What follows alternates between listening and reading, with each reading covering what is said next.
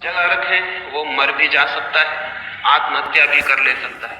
चीन में पुराने दिनों में आदमी को सजा देते थे तो सबसे बड़ी सजा यही थी कि उसको सोने न दिया जाए, उसे जगाए रखा जाए। 2 सिपाही खड़े रहेंगे 24 घंटे और उसको जगाते रहेंगे, उसको खीलियों से छेदते रहेंगे ताकि वो सो न पाए। और 2-4 दिन के भीतर ही वो इतनी असह्य पीड़ा अनुभव करने लगता था, चिल्लाने लगता था, पागल हो जाता था, सिर दीवारों से फोड़ने लगता था। मौत से भी ज्यादा पीड़ा उसे झेलनी पड़ती थी। क्या हो गई तकलीफ? तकलीफ ये हो गई कि जीवन की शक्तियां जो काम करती थी, जिनसे रोज रोज ताकत मिलती थी, जिनसे रोज रोज बल मिलता था, रोज रोज थकान मिट जाती थी, वो काम करना उन्होंने बंद कर दिया। क्योंकि उनके काम करने के लिए जरूरी था कि सब मौन हो जाए, शांत हो जाए, चुप हो जाए, सब सो जाए। उस अंधेरे में, उस मौन में, उस साइलेंस में वे शक्तियां अपना काम करती हैं।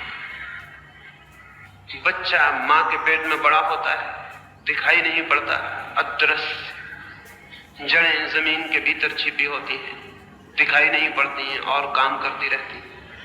हमारे शरीर में 24 घंटे जीवन काम कर रहा है, हमें पता भी नहीं चलता। खून बह रहा है, हड्डियां बन रही हैं, मांस बन रहा है।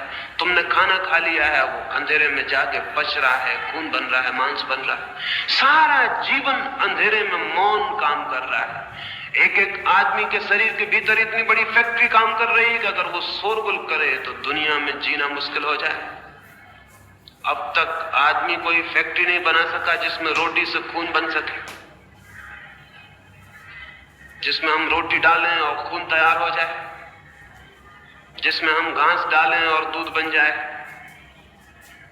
जिसमें हम कुछ चीजें डाल दें और हड्डियां तैयार हो जाएं। अब तक हम तैयार नहीं कर पाए। हम नहीं तैयार कर पाएंगे क्योंकि जो भी हम तैयार करेंगे वो इतना ऊपर और साफ होगा।